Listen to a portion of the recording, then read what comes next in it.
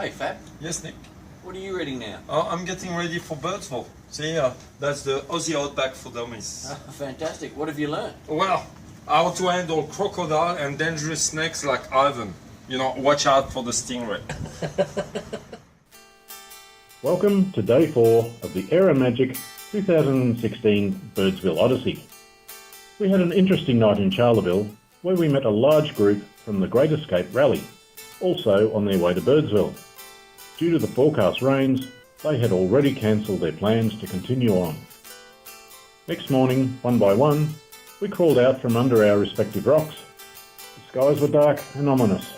The weather report looked hopeful, but the pilots were not so sure.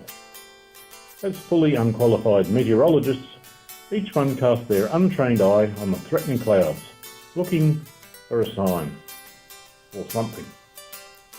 It takes years to get this good. Meanwhile, Dave made a new friend. After a quick flight plane to Windorah, it was off to the airport. We were hoping that this would be the roughest part of our journey today.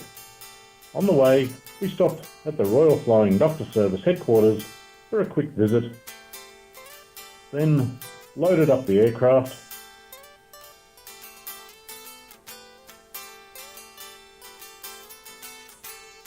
said goodbye to Charla Bill and taxied out for runway 30. Without many landmarks along our planned route, navigation relied on GPS and a dirty big lake full of chocolate milk. Yum! No time for the in-flight movie today. Snakes on a plane would have to wait.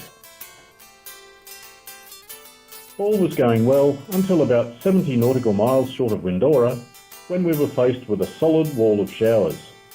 We turned north, looking for a way through the long row of heavy rain cells. As VFR pilots, we are not allowed or stupid enough to fly through heavy rain where visibility is quite low. After climbing to our ceiling of 10,000 feet to see if we could get over the top, time was running out. Our dwindling fuel supplies dictated that we now must decide whether to go forward, turn back, or divert to another airport before our fuel ran out. We spotted a blue hole in the clouds, but alas, it was too high for our small aircraft. After a brief exchange between the two aircraft, we decided to divert to Longreach, about 100 nautical miles away, where we could stay overnight, refuel, and head back to Birdsville the next day if the weather permitted.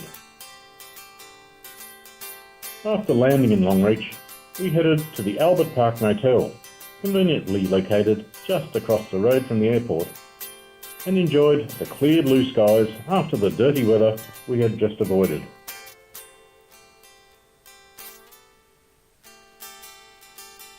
That night, we put on a magic show for the only 2 other guests in the motel.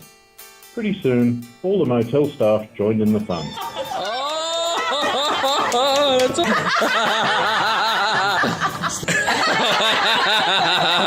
No!